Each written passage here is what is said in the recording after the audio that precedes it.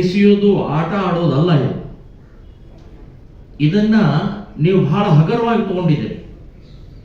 ನಾವು ಇಡೀ ರಾಜ್ಯಾದ್ಯಂತ ಅಯ್ಯಪ್ಪ ಸ್ವಾಮಿಗಳು ಮತ್ತು ಓಂ ಶಕ್ತಿಯ ಭಕ್ತ ಮಂಡಳಿಗಳು ಬಹಳ ಗಂಭೀರವಾಗಿ ತಗೊಂಡಿದ್ದೀವಿ ನಾವು.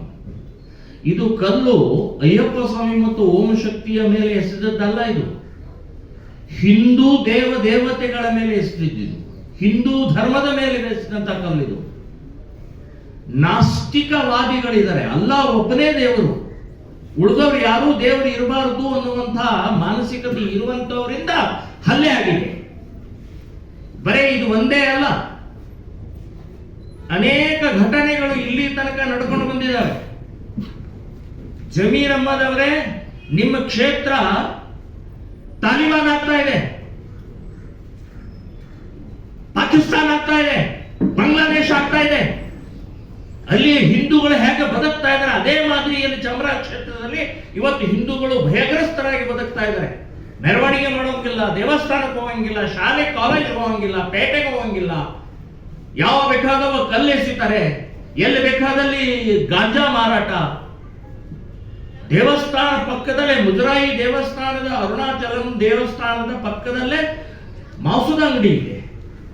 ಮುಜರಾಯಿ ದೇವಸ್ಥಾನದ ನಿಯಮದ ಪ್ರಕಾರ 100 ಮೀಟರ್ ಅಂತರದಲ್ಲಿ ಮಾಂಸ ಮತ್ತು ಮದ್ಯ ಮಾರಾಟ ಮಾಡೋಂಗಿಲ್ಲ. ಸೊ ಅಲ್ಲಿ ಪಕ್ಕದಲ್ಲೇ ಇದೆ. ಅದನ್ಯಾಕೆ ಸಚಿವರಿಗೆ ಗಮನಕ್ಕೆ ಬಂದಿಲ್ಲ? ನಾವಿಲ್ಲೆಲ್ಲ ಅಣ್ಣ ತಮ್ಮಂದ್ರ ತರ ಇದೀವಿ. ಏನ್ ಅಣ್ಣ ತಮ್ಮ? ಎಲ್ಲಿ ಅಣ್ಣ ತಮ್ಮ? ಎಲ್ಲಿ? 8 ವರ್ಷದಿಂದ ಓಂ ಶಕ್ತಿ ಅಯ್ಯಪ್ಪ ಮಾಲಾಧಾರಿ ಹಾಕೊಂಡು ಹೋಗ್ತಾ ಇರುವಂತ ಕಲ್ಲು ಎಸೆದ್ರೆ ತಲೆಗೆ ಇನ್ನೂ ಸುಧಾರಿಸಿಲ್ಲ ಅವಳು. ಇನ್ನೂ ಆ ಭಯದಿಂದ ಹೊರಗೆ ಬಂದಿಲ್ಲ, ಕಾಲೇಜ್ಗೆ ಹೋಗಕ್ಕೆ ಆಗ್ತಾ ಇಲ್ಲ.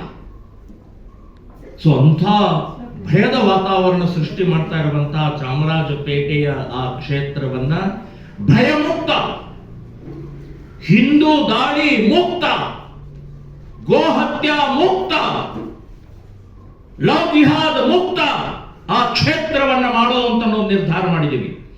ಗಾಂಜಾ ಅಂತೂ ರಾತ್ರಿ ನೀವು 11-12 ಗಂಟೆಗೆ ಹೋದರೆ ಎಲ್ಲ ಸರ್ಕಲ್ಗಳಲ್ಲಿ ಹುಡುಗರು ಕೂತಿರ್ತಾರೆ, ಹೆಣ್ಮಕ್ಳಾಗ್ಲಿ ಯಾರು ಓಡಾಡೋ ಸ್ಥಿತಿಯಲ್ಲಿ ಇರುವುದಿಲ್ಲ. ಮಾಂಸದ ಅಂಗಡಿ, ಬೀಫ್ ಗೋಮಾಂಸದ ಅಂಗಡಿಗಳು ಇವತ್ತು 100 ಇದ್ದಾವೆ. ಭಾರತದ ಸಂವಿಧಾನದ, ನಮ್ಮ ರಾಜ್ಯದ, ನಮ್ಮ ಏನು ಕಾನೂನೇನಿದೆ ಅದು ಯಾವುದು ನಡೆಯುವುದಿಲ್ಲ. ಅಲ್ಲಿ ಜಿಹಾದಿಗಳ ಕಾನೂನು ನಡೀತದೆ ಹೇಳುವುದಕ್ಕೆ ಇದೊಂದು ಜ್ವಲಂತ ಉದಾಹರಣೆ. ಯಾವುದೇ ಪ್ರಕರಣ ಆಗಲಿ, ಕೆಚ್ಚಲು ಪ್ರಕರಣ ನಡೆದಾಗ ಅದನ್ನು ಒಬ್ಬ ಮಾನಸಿಕ ಅಸ್ವಸ್ಥ ಮಾಡಿದ ನಂತರ ಆ ಪ್ರಕರಣವನ್ನೇ ಮುಚ್ಚಾಕಿದ್ರು. ಈಗ ಇವರು ಹೋಮ್ ಮಿನಿಸ್ಟರ್ ಹೇಳ್ತಾರೆ ಅಲ್ಲಿ 4 ಜನ ಅಪ್ರಾಪ್ತ ಅಂತೇಳಿ. ಈಗ ಆ ಜಮೀರ್ ಅಹ್ಮದ್ ಖಾನ್ ಹೇಳ್ತಾರೆ 2 ಅಪ್ರಾಪ್ತರ ಅಂತೇಳಿ.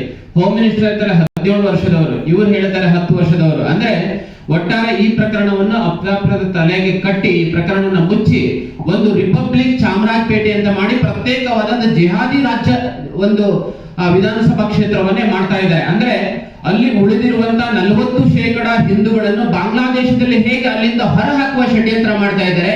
ಈ ಎಲ್ಲ ಪ್ರಯತ್ನಗಳಿಂದ ಆ ರೀತಿ ಇವತ್ತು ಭಾವನೆ ನಿರ್ಮಾಣ ಆಗ್ತಿದೆ. ಅಲ್ಲಿ ಚಾಮರಾಜಪೇಟೆಯ ಅಲ್ಪಸಂಖ್ಯಾತ ಹಿಂದೂಗಳ ಅಸ್ತಿತ್ವದ ಪ್ರಶ್ನೆ ಇವತ್ತು ನಿರ್ಮಾಣ ಆಗಿದೆ. ಅದಕ್ಕೋಸ್ಕರವಾಗಿ 40% ಹಿಂದೂಗಳ ಅಲ್ಪಸಂಖ್ಯಾತ ಆ ಹಿಂದೂಗಳಿಗೆ ರಾಜ್ಯದ 80% ಹಿಂದೂಗಳು, ಹಿಂದೂ ಸಮಾಜ, ಹಿಂದೂ ಸಂಘಟನೆ, ಶ್ರೀರಾಮ್ ಸೇನೆ, ಬಜರಂಗ ದಳ, ಹಿಂದೂ ಜನಜಾಗೃತಿ ಸಮಿತಿ, ಪ್ರತಿಯೊಂದು ಹಿಂದೂ ಸಂಘಟನೆಗಳು ಪರವಾಗಿ ನಿಂತು ಈ ಹೋರಾಟವನ್ನು ನಾವು ಮಾಡ್ಲಿಕ್ಕಿದ್ದೇವೆ. ಒಂದು ಪ್ರೆಸ್ ಕ್ಲಬ್ ನಲ್ಲಿ ಇವತ್ತಿನ ದಿನ ನಾವೇನು ನಿಮ್ಗೆಲ್ಲ ಕರೆ ಕೊಡ್ತಿದೀವಿ ಅಂತಂದ್ರೆ, ಅವತ್ತಿನ ದಿನ ಯಾವ ಓಂ ಶಕ್ತಿ ಮಾಲಾಧಾರಿಗಳ ಮೇಲೆ ಅವತ್ತು ನಡೆದಂತ ಒಂದು ಕ್ರೌರ್ಯವನ್ನ, ಮತ್ತೆ ಅಲ್ಲಿ ನಮ್ಮ ಇವ್ರು ಹೇಳಿದಾಗೆ ಆಲ್ರೆಡಿ ಅಲ್ಲಿ ಹಿಂದೂಗಳನ್ನೆಲ್ಲ ಒಕ್ಕಲೆಬ್ಬಿಸುವಂತ ಕಾರ್ಯ ಬಹಳ ವರ್ಷದಿಂದ ನಡೀತಿದೆ. ಇದನ್ನ ನಾವು ಖಂಡಿಸಿ ಈಗ ನಮ್ಮ ಅಸ್ತಿತ್ವವನ್ನು ನಾವು ಉಳಿಸ್ಕೋಬೇಕಾಗಿದ್ರೆ ಇದಕ್ಕೆ ಹೋರಾಟ ಬಿಟ್ಟರೆ ಬೇರೆ ಏನು ನಾವು ಮಾಡಕ್ ಸಾಧ್ಯ ಇಲ್ಲ. ಆದ್ರಿಂದ ನಮ್ಮ ಎಲ್ಲ ಹಿಂದೂ ಕುಲಬಾಂಧವರು ಎಲ್ಲರೂ ಒಗ್ಗಟ್ಟಾಗಿ ಈ ಒಂದು ಹೋರಾಟಕ್ಕೆ ನೀವೆಲ್ಲರೂ ನಮಗೆ 91ನೇ ಸಾಲಿನಲ್ಲಿ ಇದೇ ರೀತಿಯಾದ ವಾತಾವರಣ ಉದ್ಭವಿಸಿತ್ತು. ಇದೇ ನಗರದಲ್ಲಿ, ಇದೇ ಕ್ಷೇತ್ರದಲ್ಲಿ. ಈಗ ಅಯ್ಯಪ್ಪ ಆಗ ಶ್ರೀರಾಮ. ಕನಿಷ್ಠ ಪಕ್ಷ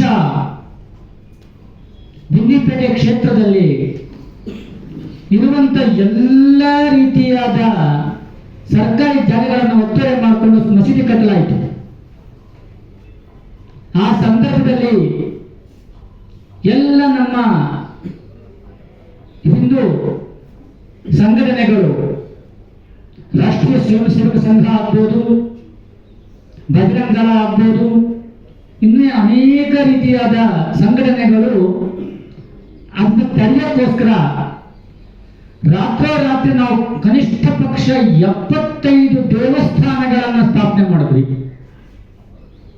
ಇವತ್ತಿನ ದಿವಸ ಆ ದೇವಸ್ಥಾನ ತೆರವುಗೊಳಿಸಿ ಮಸೀದಿ ಕಟ್ಟುವಂತ ಹುನ್ನಾರಗಳು ನಡೀತಾ ಇವೆ.